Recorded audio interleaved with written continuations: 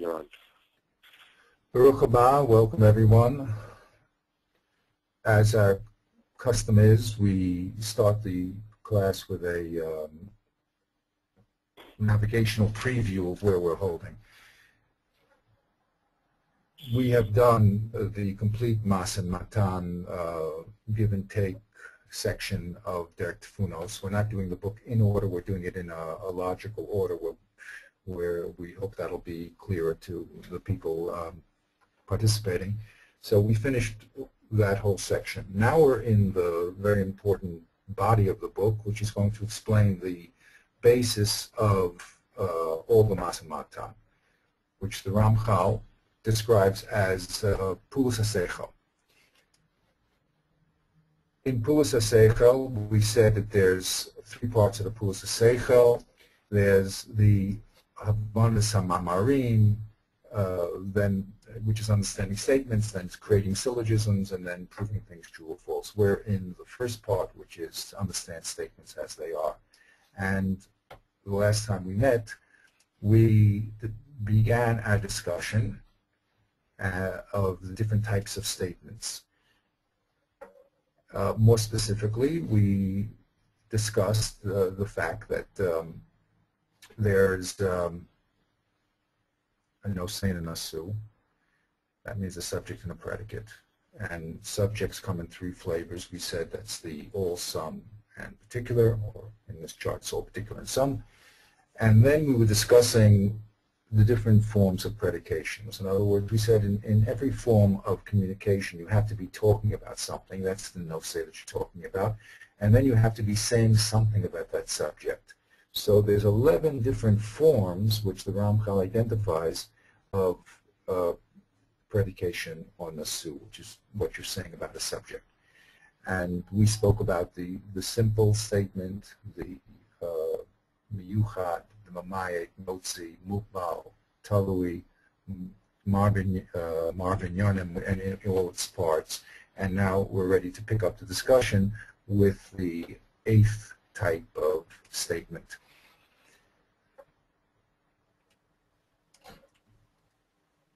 The eighth type of statement is what's common, what we nickname is the lo ella.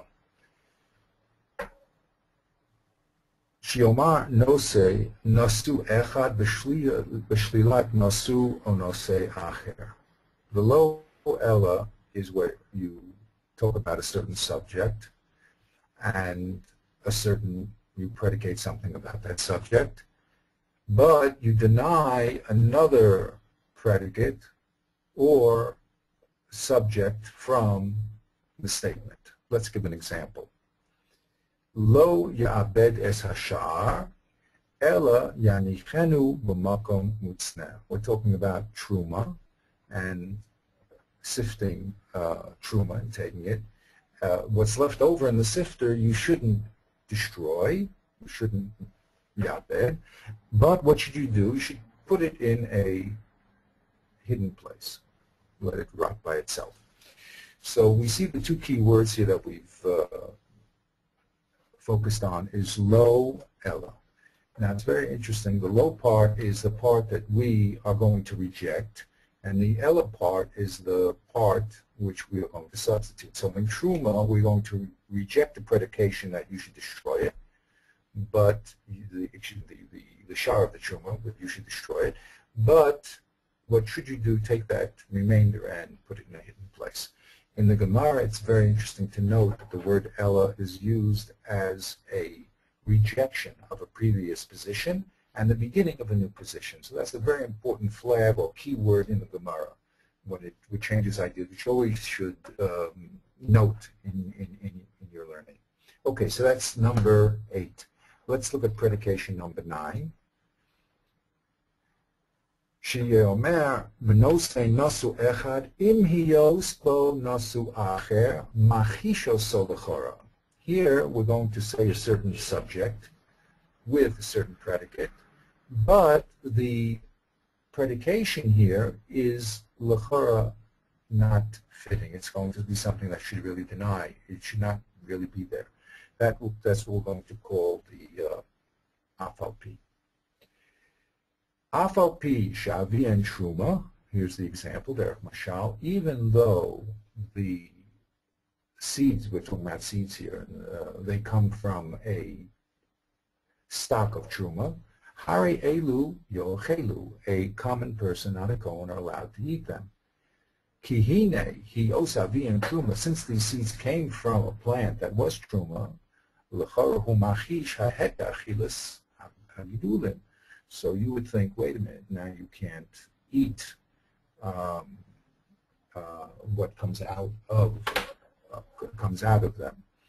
So the l'chara, the fact that the avihem was truma, that they came from a plant that was truma, so you would think that a regular, simple person, not a Kohen, could not eat them, comes along and says, afal pi kain, we can eat them. So the idea is we call this a l'chora macheshes. At first glance, it looks like the predication of the heter should not be there, and the chiddush of the statement is that it is there. Afal pi shehit mameya, afal pi kain, even though the Mashiach may be delayed, which would lead us to not wait, even so we're going to wait. Okay, that's the afal pi.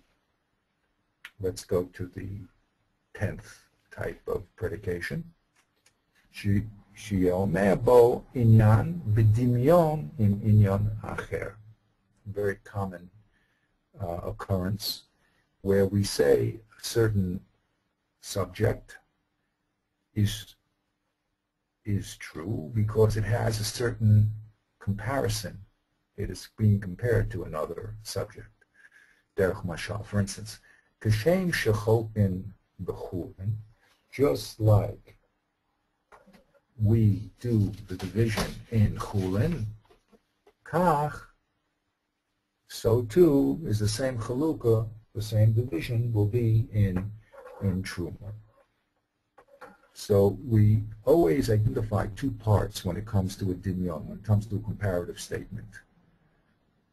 V'hine b'zeh tireh, shetamid yukach inyan noda, we always take a given inyan, a given matter, v'yushveh lo acher bilti noda, and then we say that there's something which is unknown, which now will come to light by comparing it to something which is known. For instance, derech mashal b'mamar shizachan, or in the statement that we just mentioned, hine hachaluka b'chulin hu noda. The way we divide the regular type of property that's known. V'hushva lo hachiluk b'truma gamken, and that's the same way we're going to divide the truma part of the property. Someone's renting a field, so the way they made a personal, that means the person who is renting the field with the renter made a certain deal about what percentages of produce will go to the renter. So in this case, if he's a Kohen, so just like the deal, the chiddush here is just like the deal that they created between themselves when it came to non-truma produce is known. So we're going to say the chiddush of the statement is whatever truma also has to be divided in the same proportion. So we're always going to have to identify two parts. Okay, and so the key words here. Yeah, please. And when you have this dinyon, you compare one thing to another. Which one is no say? The one that is not known. Oh, that's a very good question. From the Mabar and Yonim statements, we're actually going to have actually two different statements, or two different parts of the statement. Here we have in the. Let me answer your question a little more clearly. What we're doing, you notice that he switched the word to hinyan, so it really means that there's a certain subject matter that is known and it has its own subject and predicate. We know what to predicate to that subject. Okay, we know what the rule here is. Like in this particular case, we know that when it comes to chulin, whatever deal that the renter made with the rentee is known. Okay, so that subject and predicate is known. But we don't know what predication to do when it comes to truma. Okay? In other words, truma has to be divided. Truma is a subject and has to be divided in a certain way between the renter and the rentee. So we don't know what predication to the truma is. So what we do is we say, look, let's go back to our statement that talks about the regular person. That predication is known. When it comes to chulin, okay, which is the subject matter, there we know what the predication it is. We decided among ourselves, let's say it's 50-50, okay, whatever. So now I can do, what I can do is move that predication to my new subject called truma, okay? So I hope that we've been clear here. We really have two statements here, a subject and a predicate. One of those statements are known. We know the subject and predicate of statement A. Now what we have to do is find out what the subject or predicate of statement B is. Okay? So in our case, the subject of statement B is known. It's truma. But we don't know the predicate of B. So there we're going to take the predicate of B that we do know in subject A, in the first subject, and we're just going to move it over. Okay? Have we clarified that? In other words, we have two statements, and one of the four elements is not known. And we just have to fill that in because we're going to compare it to the first statement. Did I make that clear? Okay, very good. Yes. Okay, great. Derech mashal. B'mamash zecharnu. Hine hachalukam b'chulin hu noda. The first statement that we mentioned, the division that we do with chulin. Chulin is the subject, and we know the division is according to whatever deal they made. That's known. In other words, it goes according to the deal that was made. So too, the hushvalo hachiluk b'truma, a new subject, which is the chuluk b'truma, we don't know the predicate, so we say, that predicate is the same one as the chulin one, gamken. The gazer yosam shabam b'makabel zeisim l'shemen. And we say now that we can figure out what the truma case is in the case of the oil of shemen. Okay, you can look in our book and to see more of the details of the specific case, but I think that the idea is now known. Okay, good. This statement is called the Mikra Ze Mama Medameh. I just wanted to make a little note. We're sort of focusing on this first Mishnah in Bava Kama, and the second stage says that lo hare hashor kahare amava. The shore is not like the mava. So you would have thought that you would make a dimion, and the answer is we would say dimion does not exist. The only reason I bring it up here is because we can makayim a dimion. We could say a dimion does exist or does not, and that's called a gezerah in Sefer Higayon. Okay, so it's just good to know that we can make a dimion. We can say a dimion does exist or does not exist. Okay, let's go to the next type of statement, the last type of statement, the number 11. Hamin achad asar, the 11th, shiomar bo nasu nimshach v'nasu acher. Here we're going to say that a certain predication is the hashlacha is drawn from another one. Let's give the example here. Derech mashal. Haya over b'shok. A man was walking through the marketplace. The Omer, and one of the Amaratzim there told him, Talu lechem teinim, take some of my figs. The rule is ochlen upeturin. That's the predication. In such a case, you're allowed to eat the figs without taking any truma or meiser. Lefikach, therefore, if a person who accepted these figs in the marketplace goes into his house, then mitaknim vadai, then he must definitely take truma. Okay, so one statement here is going to force the second statement. The fact that you were allowed to eat the figs in the marketplace will lead to the fact that you must take truma in your house. Just to get a little background in the case, since the law of the shuk means that we say that in the shuk you can eat the tainim, the figs, without taking any truma ma'aser. It means that we presume that the Am Haaretz did not take it into his house. You don't have to take truma until it actually enters into the house. So here, that the rule, since the rule was that there's a presumption here that the Am Haaretz definitely did not take it into his house. He went right from the field to the marketplace and he gave it to you there. So then the result of that, the consequence of that, is going to be that if you do take it into your house, then you're going to have to definitely take truma. So the predication, here in these last, really from the Meruba and Yonah, we've been talking about two different statements. Here, the first statement said that you're allowed to eat the tainim in the shuk. From there, we're now going to derive a second statement, that these tainim must be mitaken, truma must be taken from them when you get into the house. So that's the famous Lefikach statement, the consequence statement. The second statement is a consequence of the first statement. Okay. So those are the, the next example that he's giving, the consequence is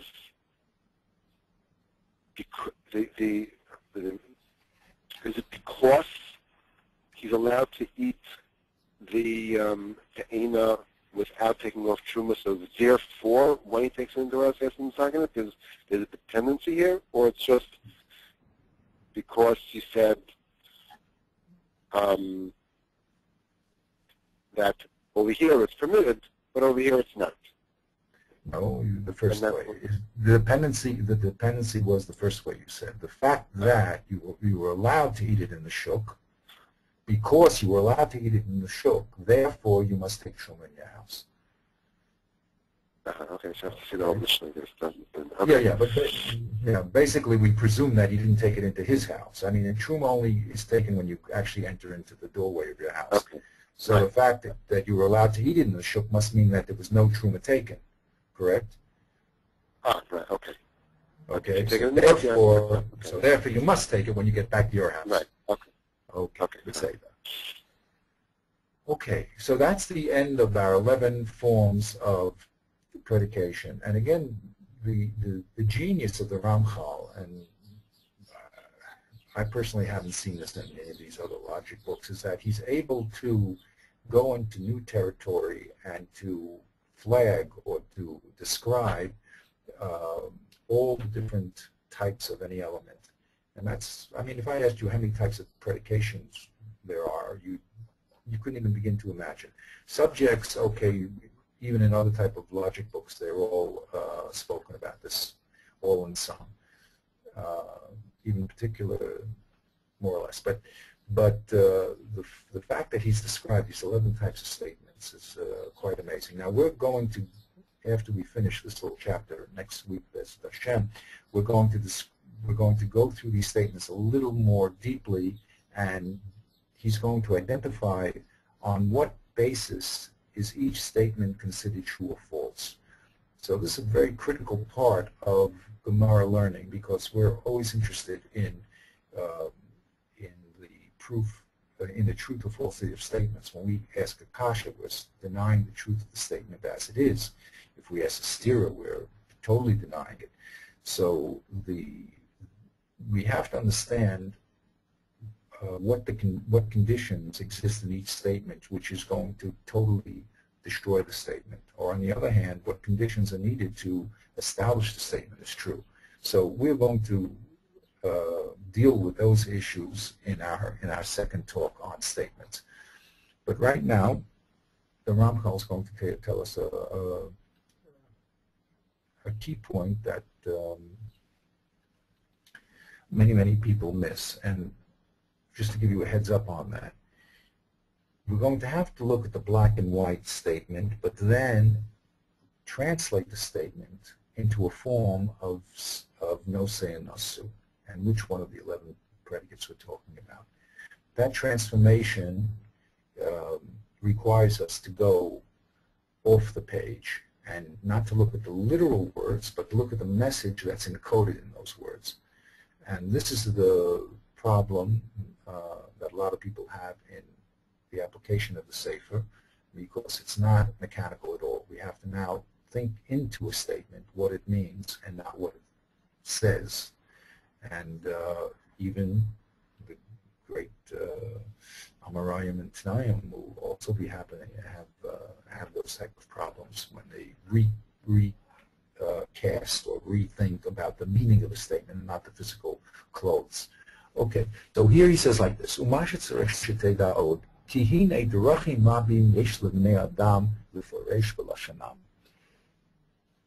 says what you have to know further is that there are many different ways that people express an idea in language.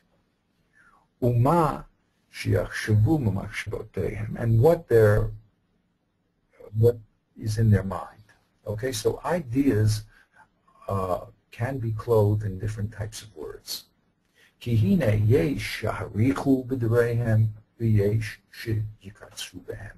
There's certain people who speak in a very elaborate form, and there's certain people who speak in a very concentrated form. The Gemara, of course, and the Mishnah, and certainly the Chumash, is talking in the second way. Okay, there's a lot of information, and my good friend is French. They have a word in French called dense language. The language is dense, which means that's very concentrated. There's a lot of meaning encoded in a few words. So when we deal with Chazal, that's another one of our problems, that the words are very, very brief. And Rav Soloveitchik from Rabbi Goldsmith used to tell us, always to say, spell it out. You have to spell things out completely because things are very, very concentrated. So he's warning us that some people speak more extensively, and some people speak in a more concentrated or short manner. Some people speak in a metaphoric tone. They'll say their meaning in a story form. Some people speak in a rhetoric style, okay, like we say a rhetoric question. Whenever someone speaks rhetorically, you say, he's a great man. You're not saying he's a great man in the chukah. You're saying betmiya, meaning just the opposite of what you mean. So some people use the rhetorical method. V'yesh shedabu b'derech remez. Some people only hint. For instance, in Mishlei, Eishes Chayil, there's the simple pshat that it's talking about a woman, a wife. But the real message of Shlomo Melech is not to talk about the man's relationship with his wife and how beautiful this woman is, but it's a remez to Klal Yisrael's relationship to the Torah. So certain people use ramazim when they speak. All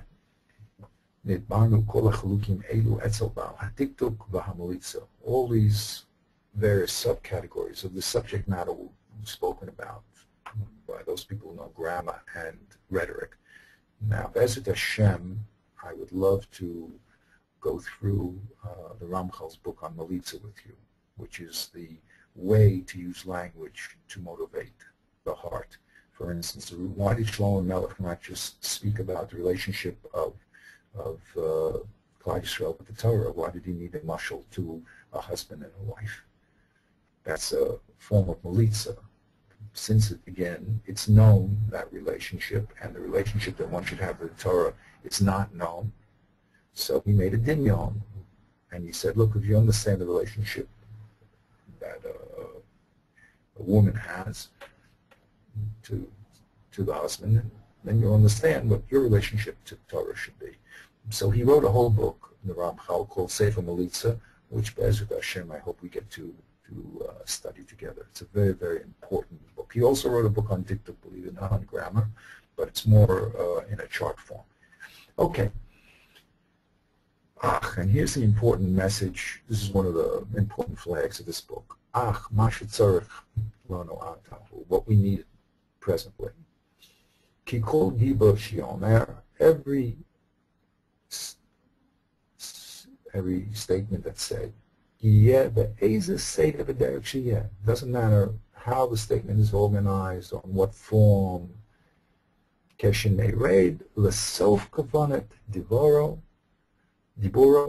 When you go to the final intention of a statement, nimsa vadai shirotzebo amiras nasu benose. It's vadai. There's a mubal statement. It's definitely that the person wants to state some predicate about some subject. Kizulatze lo haya diburo mamash. Because without a subject and a predicate, you cannot have any form of meaningful statement, any form of meaningful conversation.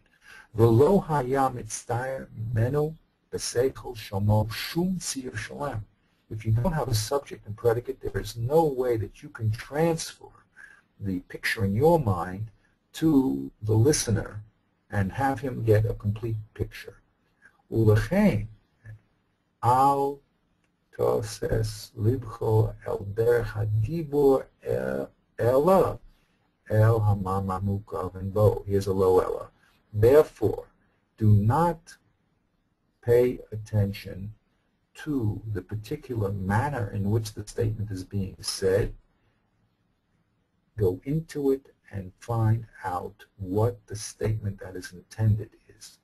There's what's said and what it means. They're not always the same. If you see a statement that's written in a very short manner, spell it out. Fill out all the parts. Say, what is the subject and what is the predicate? If you see the statement is very long, get rid of all the extra flowery language. V'lo titzayer b'mashlotecha ela hanose shalav yidaber v'hanasu shiyomer bo. V'derech shiyomrehu bo. So all you have to do now is think into the statement and picture in your mind three things. One, nose, shalav yidaber. What are we talking about? V'nasu, what are we saying about that subject? Three, in which one of the 11 manners of predication are we using? What is the relationship to the subject? Is it vadai there? Is it suffix there? Is it apalpi there? Is it there because of a lefikach? Is it there because of a dimion? So those are the three very important flags. You must always think, okay, what is the subject? What is the predicate? And which one of these 11 statements are being intended? Okay. Now, Be'ezrat Hashem, also after we finish the chapter on truth and falsity of statements, we'll go back and we'll actually take our Gemara B'Kama again, and we'll say, wait a minute, Arba Avos Nezikin. What is the subject? What is the predicate? And we'll see, Be'ezrat Hashem, that looking into the depth of the statement is actually a problem of Rishonim too.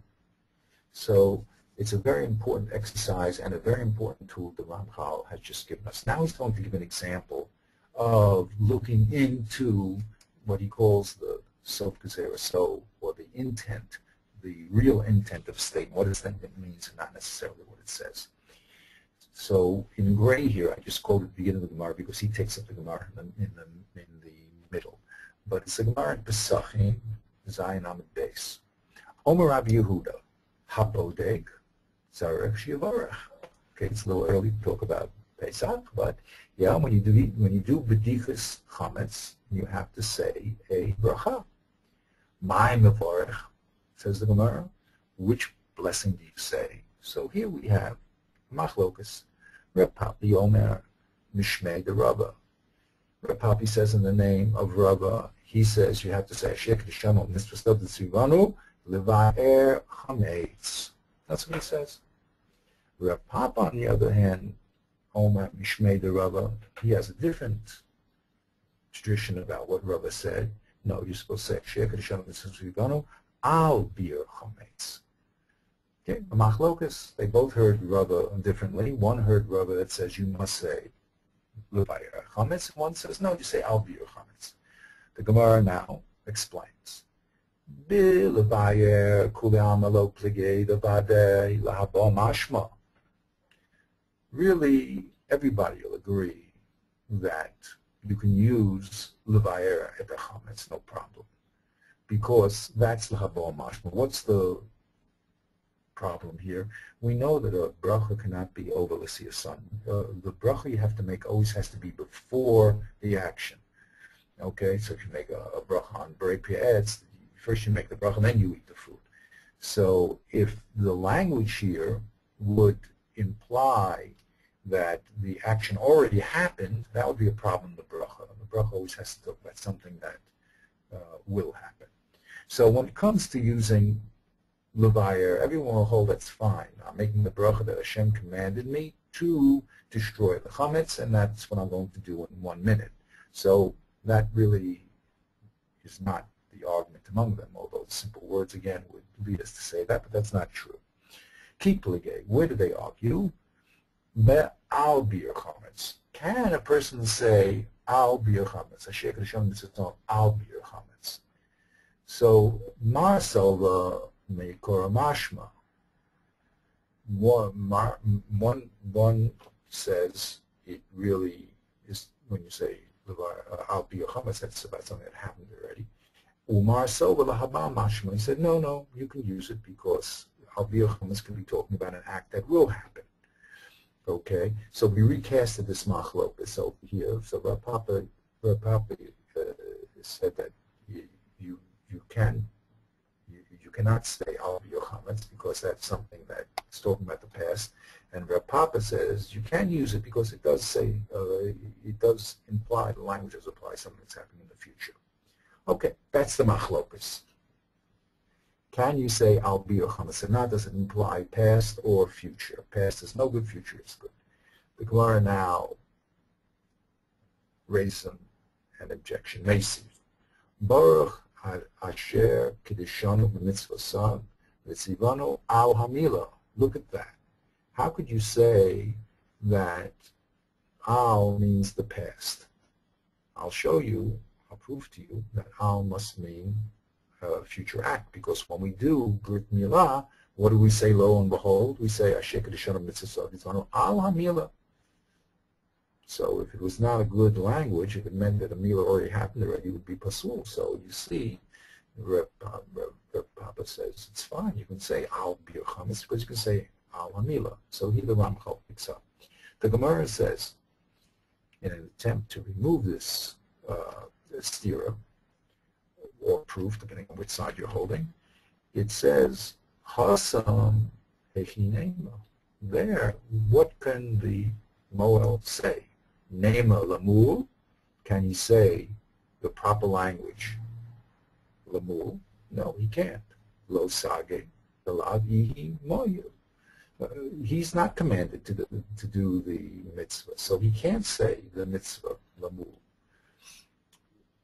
The Ramchal is going to explain the statement. Okay, so we're talking about the father, by the way, just to get the facts, the father's commanded to do the milah. He only makes the mohel, the shliach. So there the Gemara says, well, there is no alternative to say ala milah. You can only say lamul, and that's why we say lamul, but really ala milah is not good in general. Okay, so now the statement, however, the Ramchal analyzes the statement of Hasanam Echinema. What is he supposed to say? Nema lamul, lo sagi lavi umayu. Let's analyze that statement, says the Ramchal. Hine ze lashon katsara. First of all, it's very brief language. B'derech tmiyah. It's also in rhetorics, in a rhetorical style, right? It says, "Can he say lamul?" Let him say lamul. It doesn't mean let him say lamul, what we call mechusa. It says there he obviously can say lamul. It's a lashon tmiyah, rhetoric. Acha kavana b'zehi. So now we have to break down the statement into its meaning and strip it of its clothing. What's the kavana? Shesham eino yochel levarech ela ala mila. There, the mohel, we're talking about the mohel, in that condition, in that situation, there's an exception. There, the only thing he can say is al hamila. Why? Because he can't say the other alternative of lamul. Why?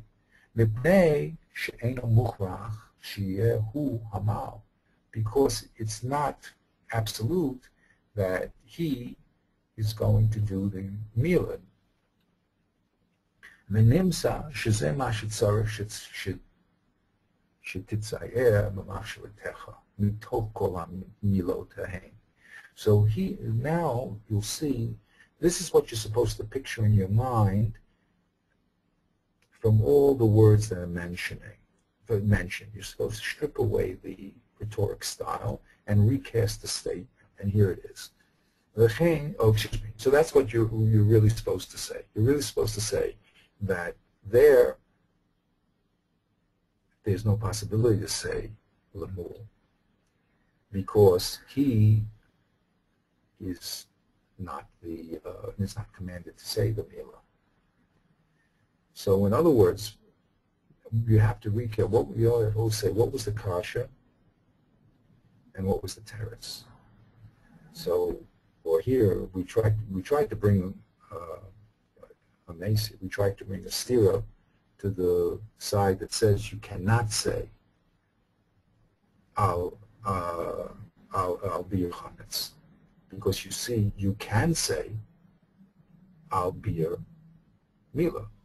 So it's obviously that it's a good language and it means something that is going to happen. What is the way that we're going to remove this stira to the person that says I'll be a chametz is not good, because we're going to say that here there's special circumstances. Here the mohel has no other alternative except to say al hamila, because the mohel is not commanded to do the mila. Okay, so what you have to do is think about what the statement means and not what it says. Okay. Now that he gives the fact that the Amari decided to write it in Lashon Tmiyah, I was saying don't be impressed with that. Just look at what the result of the statement is. The result of the statement is that he's telling you, in fact, that there is no other way for this moral to make the bracha except by saying al hamila. And the fact that he says it sort of like in a backhand way, in a Tmiyah, that leave alone. Don't worry about that. Exactly. And this is this is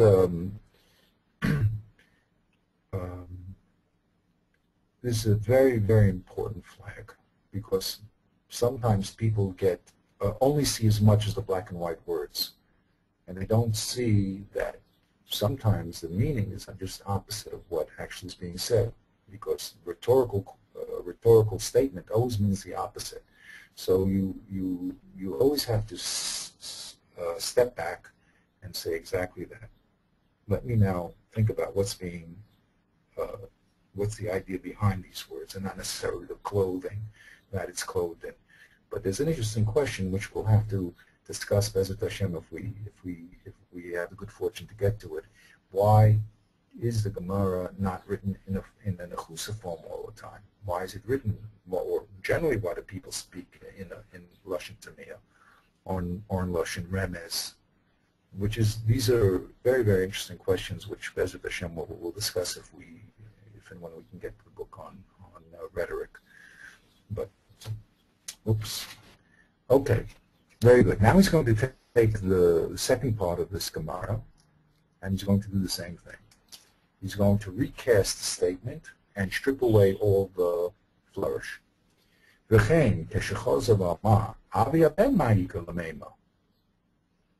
father of the, when he does the Mila, what is he supposed to say?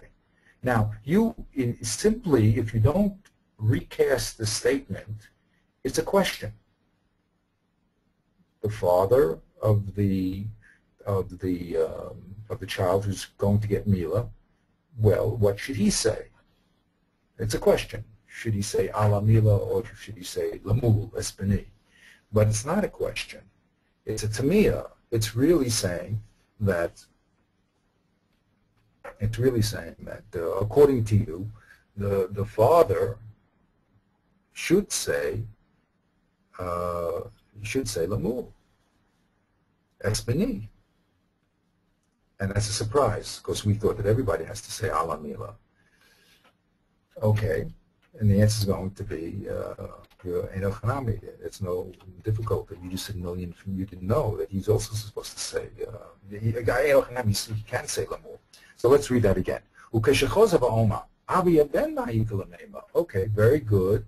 You said that ala Mila has to be used because there is no other alternative. Well, wait a minute, I'll show you another alternative. What happens if the father is the person that does the Mila?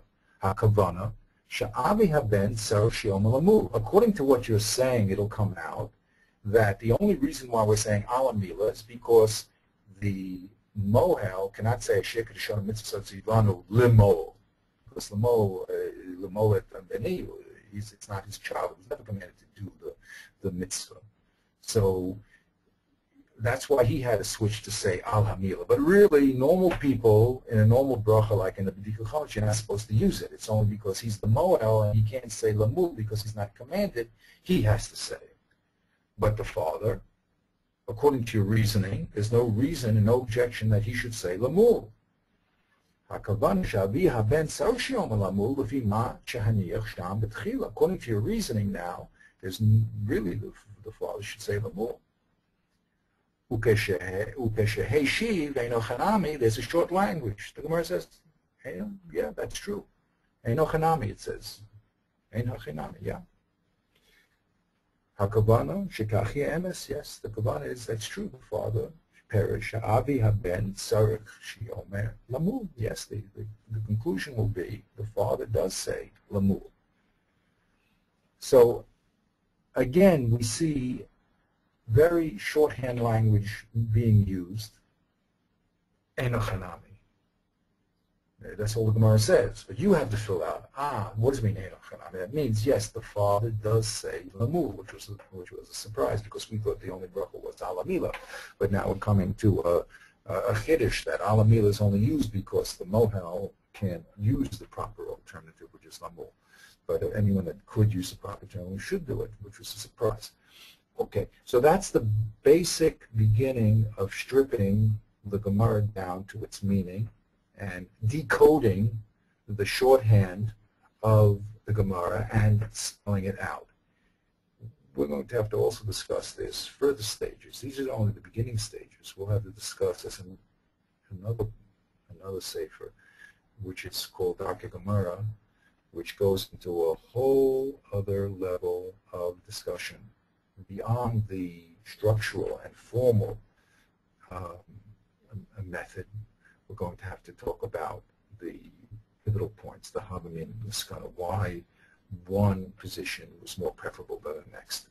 But that's why really these 4 books represent the totality of understanding Gemara learning. They each add a very, very important element. Those books are Derek Tfunos, which we're studying now, Sefer Higayon, which is a deeper analysis of Gemara logic, Sefer Melitza, which is talking about all different forms of rhetorical styles, as we saw here, the Tamiya, or the Remez, or the Marshal, and finally Darkei Gemara, which talks about all the things that are not said, all the positions that are unspoken, that the Gemara or the Mishnah is trying to mechadesh. So Bezat Hashem, these 4 books represent a very, very important and total explanation of the learning process, and each one has a very important element to add. Okay, so the Ramchal concludes, so no matter what's been said in this, getting back to our topic here, you always have to know that to have any intelligible speech, you have to be talking about some subject, you have to be saying something about it, and he's now defined 11 different formats that you have to be speaking in. So the Ezed Hashem, our game plan will be to skip the next chapter. We're going to go further on in the Sefer, and we're going to discuss the basis or the Sof Kavanah. What is the base message of each one of the 11 types? Then we'll go back and we'll discuss the Diyukim, inferences, and haracha. Okay, so if you notice on the chart that I made, I put this chart in its proper order. We just discussed the different types of statements, and we discussed the different types of Darkei Dibur.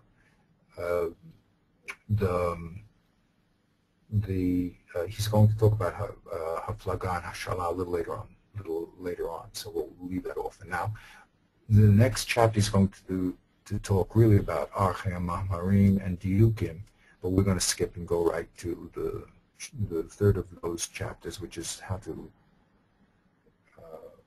on what basis do we determine what the Sof Kavanah, the final intent of a statement is, and then on that basis we'll be able to see how to prove it, disprove it. Okay, any questions up to this point? If not, we'll wait for our next installment presentation.